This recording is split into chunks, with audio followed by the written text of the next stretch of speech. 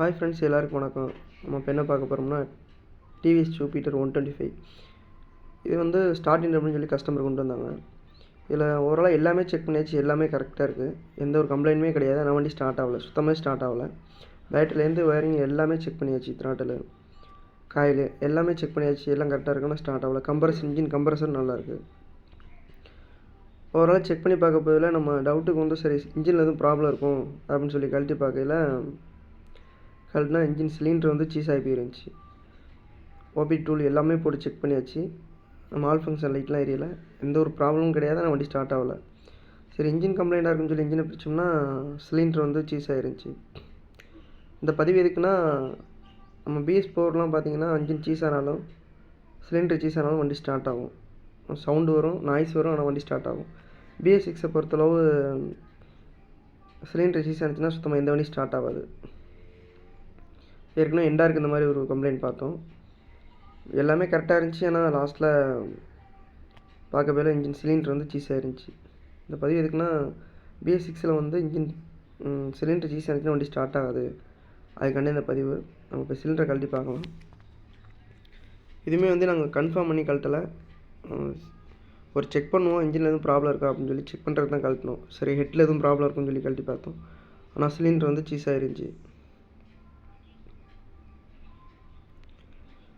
Cylinder கழட்டி பார்க்கலாம்.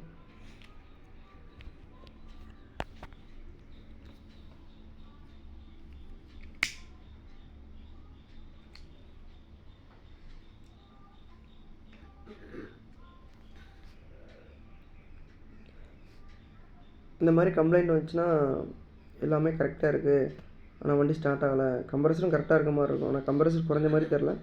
Compressor நல்லா ஹெவியாக இருந்துச்சு. அப்புறம் டவுட்டு தான் கண்டிப்பாக. இந்த மாதிரி ப்ராப்ளம் இருந்துச்சுன்னா இதுக்கும் இன்ஜின் சிலிண்டரையும் ஒரு டைம் செக் பண்ணி பார்த்துக்குங்க. அது பார்த்தீங்கன்னா சீஸ் ஆகிருக்கு. வண்டி வந்து கஸ்டமர் ஆயில் மாற்றாமே ஓட்டியிருக்காங்க. 5000 கிலோமீட்டருக்கு மேலே ஓட்டியிருக்காங்க. அதனால தான் அந்த ப்ராப்ளம். வெளில விட்டு ஆயில் ஊற்றிருக்காங்க. நாங்கள் இன்ஜின் ஆயிலையும் செக் பண்ணி பார்த்தோம், ஆனால் ஆயில் இருந்துச்சு. சீஸான நாய்ஸும் கிடையாது. கிளிக் பண்ணையில் சீஸான நாய்ஸ் வரும்ல, அந்த நாய்ஸும் கிடையாது. ஸ்மூத்தாக இருந்துச்சு. ஒரு டவுட்டு தான் கழட்டி பார்த்தோம், இந்த மாதிரி சீஸ் ஆகிருக்கு. நம்ம இப்போ சிலிண்டரை மாட்டி ஸ்டார்ட் பண்ணி பார்க்கலாம். சிலிண்டர் ஆனால் பிடிக்கணும் இல்லை, ஆனால் ஃப்ரீயாக தான் இருந்துச்சு. ஆனால் சீஸ் ஆகிருக்கு.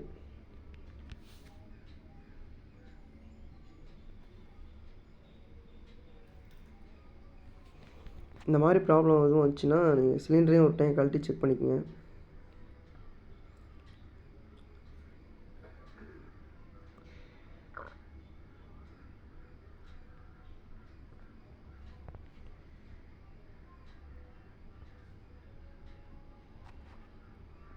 இது கஸ்டமர் வெளியில் ஆயில் மாற்றிருக்காங்க.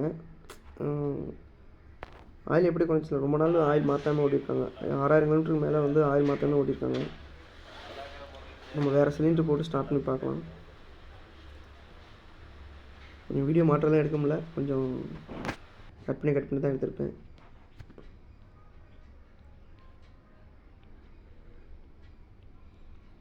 ஓகே ஃப்ரெண்ட்ஸ், இந்த சிலிண்டரை மாட்டி நம்ம ஸ்டார்ட் பண்ணி பார்க்கலாம்.